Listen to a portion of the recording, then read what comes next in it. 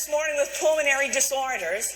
And so open your course book to that section. And here's what we're going to talk about in our next 70 minutes or so. We're going to talk about cough. You just got to talk about cough when you talk about pulmonary disease. And then we'll talk about acute bronchitis. We're going to talk about pneumonia. I know you'll see a question or two or three or maybe four on your exam about pneumonia. And then we'll spend the remainder of our time talking about the two most common chronic pulmonary disorders that you're going to see in primary care, that being COPD and that being asthma. All right? So let's get going. So here's what's going to happen. I am going to give you a number of patients to take care of as we go through this course. You know, practice makes perfect, right? So I'm going to give you a number of patients. And your first one is coming in with a chief complaint of cough. All right, so here's your guy. He's a 54-year-old male who presents with a chief complaint of cough. So my question for you is, what question is most important to ask? Now, hold on a second. Number one says, are you a smoker? Well, that's a very important question to ask him, but I'm not sure it's the most important question. The second one says, have you been running fever? Oh, that's really important because that often helps you realize whether or not the etiology of the cough might be infectious. The third question says, what meds do you take? Maybe you just started an ACE inhibitor. That's an important question to ask. But probably the most important question to ask this patient is how long he's coughed. How long have you coughed? Now, why do you ask that question? You ask that question because it will help you build your differential diagnosis. Now, I got to start by telling you something right now, and here it is. You will distinguish yourself as an excellent NP if you are able to build a good differential diagnosis list. If your patient's diagnosis is not even on the list, it's very unlikely that patient is going to get the right treatment plan. So it all starts with being able to build a good differential diagnosis list. So when a patient comes in with a chief complaint of cough and you ask them, how long have you coughed? It's going to help you build your differential diagnosis list because your list is going to look like this. You see it? If the patient comes in and they tell you, I've been coughing a week or 2 weeks, I am pretty darn sure that your differential diagnosis list is going to look like the left side of this slide. Maybe it's an acute respiratory infection. Maybe they have COPD and it's an exacerbation. But it's an acute cough. The etiology is acute. Suppose they tell you when you ask, how long have you been coughing? Oh, Amelie, I don't know exactly how long. It's been a while. It might be 8 or 9. It's not bad. And it's not keeping me up at nighttime, but I'm telling you, I cough every day. This has been going on for about 3 months. Well, I promise you, your differential diagnosis is going to look very, very different in that patient than the person who told you he started coughing a week ago. So your ability to build a good differential diagnosis is critical to your being an excellent NP. And that's who I want you to be. Because I might be your patient one day. Look at the right side of the slide. It's some things that ought to be in your differential diagnosis if the patient's been coughing for a while, more than 8 weeks. And I want you to note 2 of the things up there. One of them is asthma, and one of them is GERD. Now, people with asthma often have GERD. Asthma and GERD are the 2 most common reasons people cough and cough and cough and cough. But a lot of patients have 2 things that are making them cough. They have asthma and they have GERD. Consequently, what you have to think about is taking care of both of them. Well, with that in mind, let's talk about acute bronchitis because I have to tell you that one of the most common reasons people cough is acute bronchitis. Now, what is that? It's an inflammation of the respiratory tree. The lower respiratory tree is what becomes inflamed. And you know what mucous membranes do when they become inflamed? They make mucus.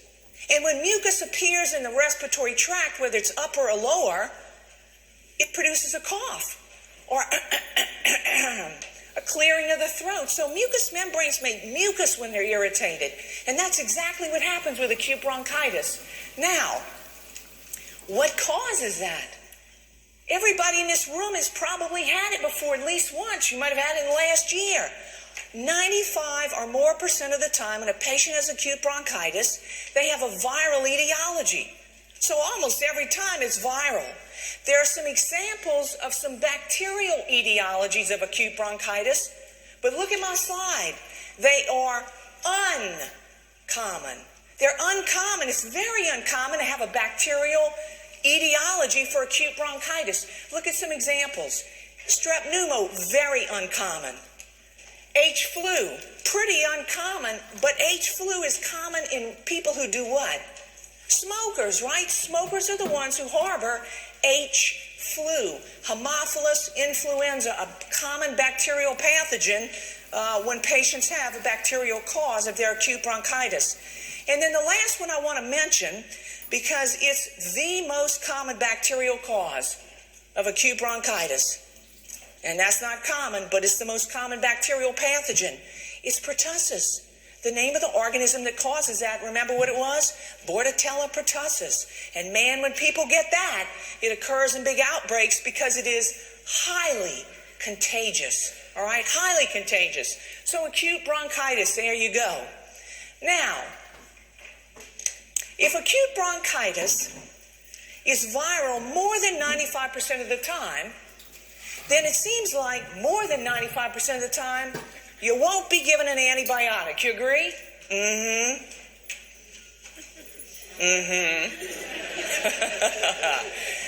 Right.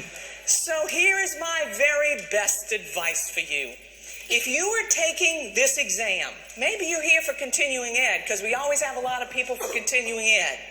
If you're here for continuing ed, or you're taking the exam, you got to remember the etiology of acute bronchitis is viral.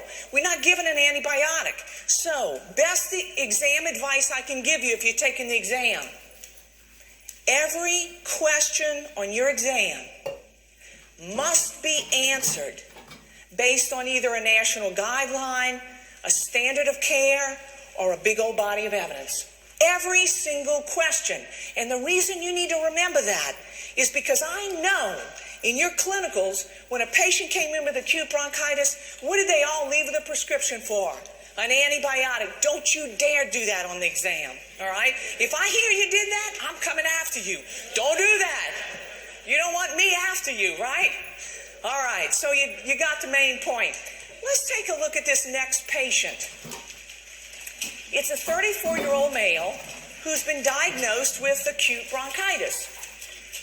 The question says, what's an indication for an antibiotic? Well, number one says symptoms are present more than 2 weeks.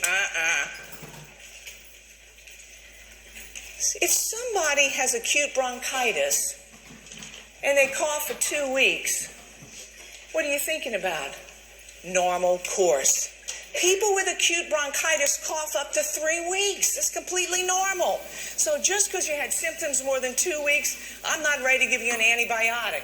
That is still the case if you're a smoker. Most common cause of bacterial acute bronchitis in smokers is H. flu, but the most common pathogen is a viral agent. So not number 2. Look at number 3. Amelie, suppose they're coughing up green sputum. Well, good as close to Christmas is all I can tell you.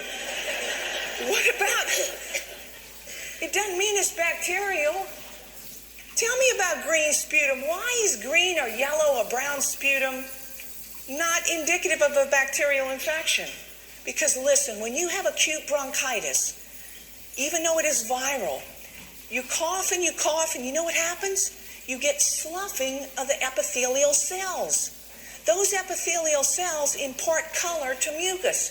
So you can come in and tell me your mucus is green or yellow or brown or striped. It doesn't mean that it's bacterial, especially as you know the most common etiology is viral.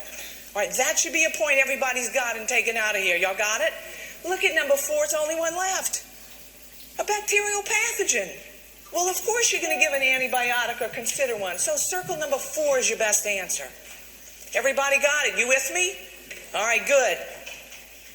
If you're with me, I want you to name an example of a bacterial pathogen that might cause acute bronchitis. What is it? Give me one. Most common one, what did I tell you? Pertussis, thank you very much. And if a patient has pertussis, what antibiotic might you use to treat it?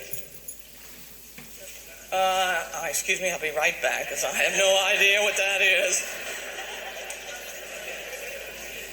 If a patient has pertussis, I would know this from my exam. The other thing I would tell you is, you got to know it for your clinical practice because, man, you don't want a pertussis patient in your clinic unless you are on your game and know what to do. It's highly contagious.